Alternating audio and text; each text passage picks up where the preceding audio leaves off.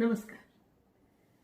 प्रतिभानिकेतन महाविद्यालयाच्या सुवर्ण महोत्सवी वर्षानिमित्त आणि भारताच्या स्वातंत्र्याच्या अमृत महोत्सवी वर्षानिमित्त प्रतिभानिकेतन महाविद्यालय नांदेड अनेकविध उपक्रम येत्या वर्षभरामध्ये राबवत आहे.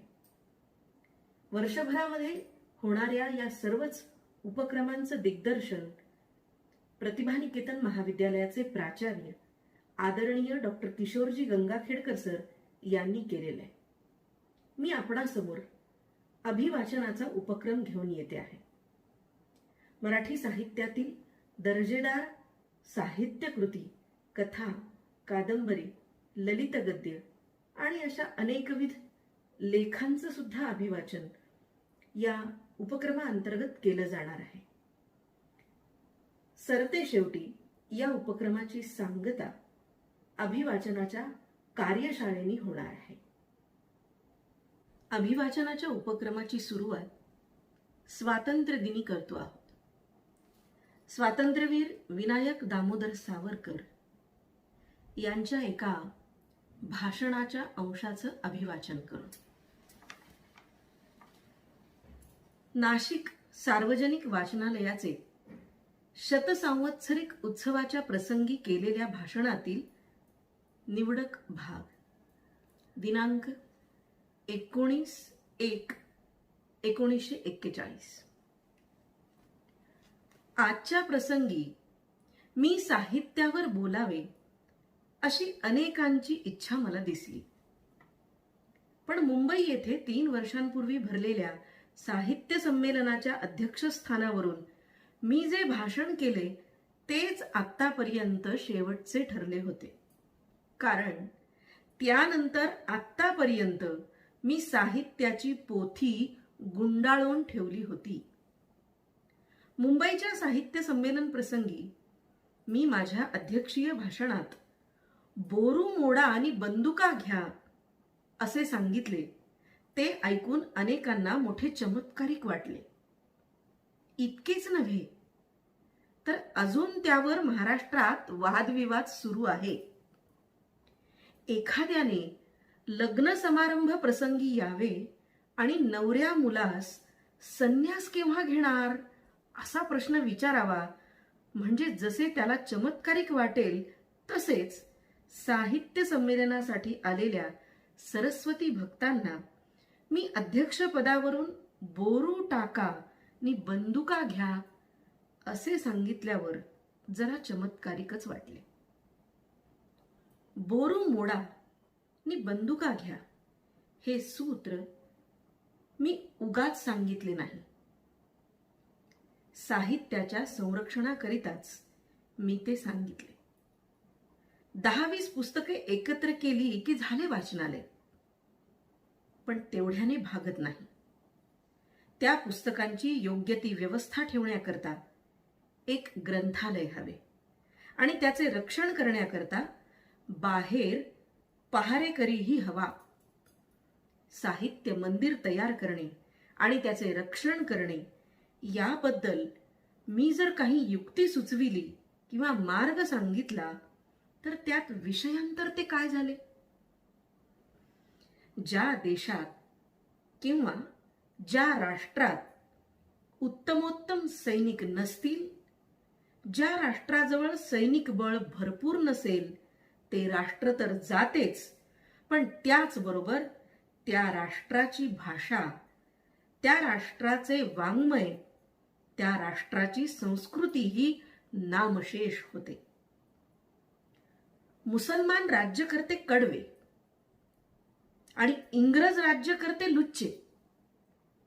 मुसलमानांनी आमच्या देशावर आक्रमण करून जो भाग घेतला त्या भागातील आपले वाङ्मय, आपले ग्रंथ जाळून टाकले व आपली संस्कृती नाहीशी केली. आणि इंग्रज राज्यकर्तेही तीच गोष्ट आपणास कळणार नाही इतक्या वेगाने करीत आहेत. ही स्थिती पालटावी, आपणाला आपल्या वाङ्मयाचे, आपल्या भाषेचे आणि आपल्या संस्कृतीचे संरक्षण करता यावे म्हणून मी म्हणतो बोरू मोडा नि बंदुका हाती घ्या. तक्षशिला, नालंदा या विद्यापीठांचे महत्व पूर्वी इतके मोठे समजले जात असे की जितके सध्या ऑक्सफर्ड, केम्ब्रिज विद्यापीठांना आहे. त्या काळच्या ज्ञात जगातील विद्यार्थी विद्याभ्यासासाठी तक्षशिला विद्यापीठात येऊन राहत. त्या काळचे जपानी विद्वान तक्षशिलेच्या दिशेने पाहत प्राण सोडीत. अशा या जगन्मान्य तक्षशिला विद्यापीठाचे पुढे काय झाले? आज त्याचे अवशेष देखील उरले नाहीत. असे का व्हावे? या विद्यापीठातील विद्येचे पीठ का झाले? याला कारण एकच, व ते म्हणजे त्या विद्यापीठातील क्षात्र वृत्ती नाहीशी झाली. क्षात्र तेज लयास गेले हेच होय. विद्यापीठाचे रक्षण करण्याची ताकद आपणामध्ये राहिली नाही. मुसलमानी राज्य आल्याबरोबर त्यांनी मोठमोठी विद्यापीठे जाळून टाकली. तक्षशिला विद्यापीठातील ग्रंथालय 6 महिने जळत होते. इतकी तिथली ग्रंथसंपत्ती मोठी होती. आपल्या जुन्या पुस्तकांची, जुन्या वाङ्मयाची अशी राख का झाली? कारण एकच, आपल्यामध्ये त्याचे रक्षण करण्याची शक्ती उरली नाही. म्हणून सापाच्या दृष्टीने पाहिले तर मनुष्य प्राण्याला दंश करणे हे पाप ठरणार नाही. पण मला जर तो चावू लागला तर त्याला चेचणे यात मी तरी पाप का समजावे? ज्या विद्वान पंडितांनी तक्षशिलेसारख्या महान विद्यापीठात राजाच्या आश्रयाने विद्याभ्यास चालवला होता, त्यांची सरसहा कत्तल करण्यात आली. याचेही कारण त्यांच्या हातात बंदुका नव्हत्या. आत्मरक्षणाचे व विद्यापीठाच्या रक्षणाचे सामर्थ्य त्यांच्याजवळ नव्हते हेच कारण होय. म्हणून मी म्हणतो की साहित्य आणि शास्त्र यांचा संबंध अगदी निकटचा आहे.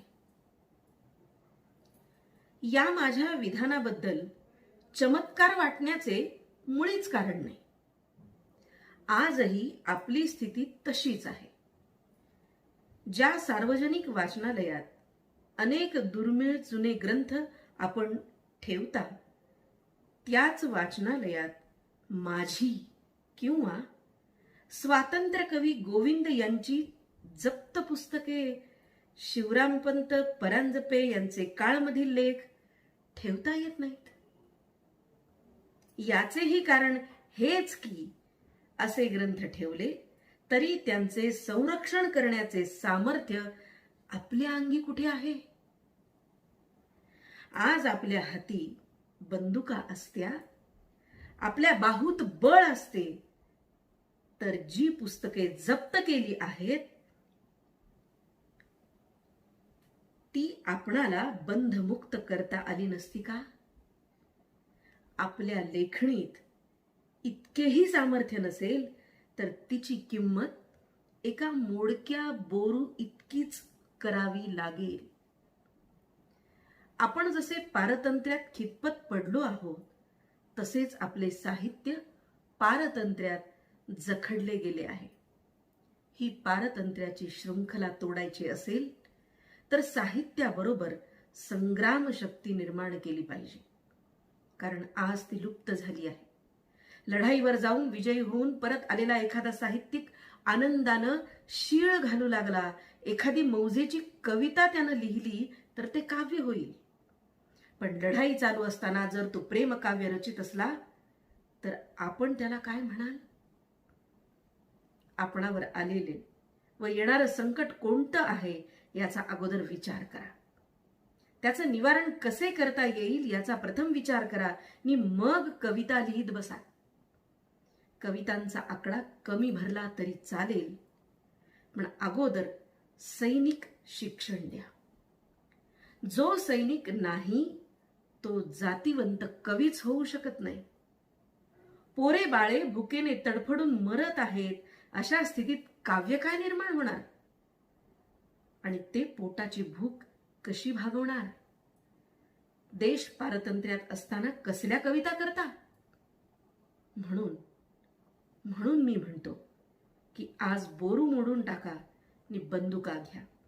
जिवंत साहित्य निर्माण व्हावे म्हणून आपण आपल्या हाती बंदुका घ्या.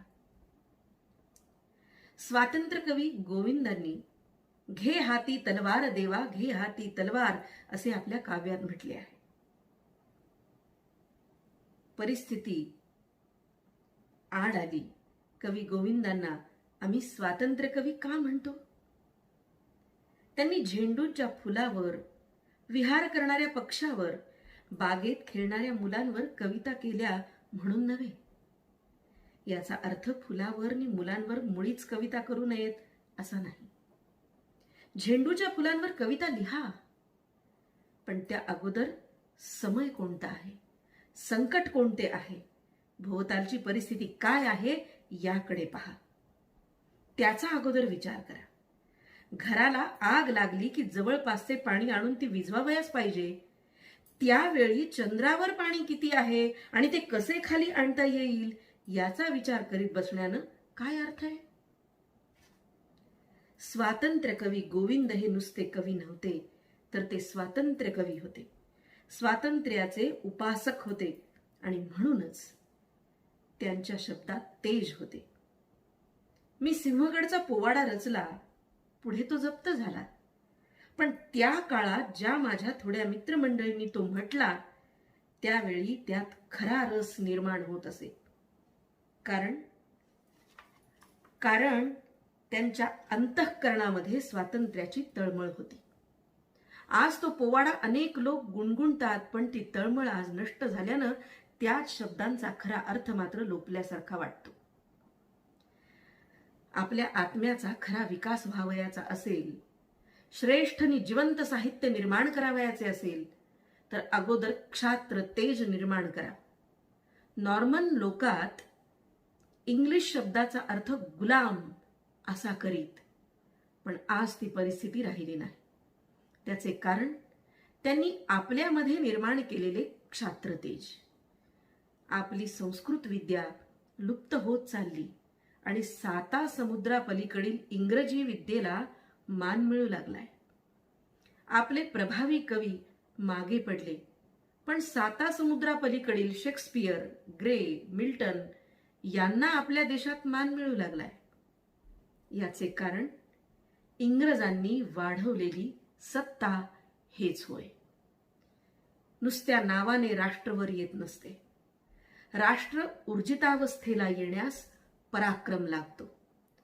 पराक्रमाने नावाला महत्व येते आणि याप्रमाणेच आपण आपल्या पराक्रमाने हिंदू शब्द शिरोधार्य करून ठेवा.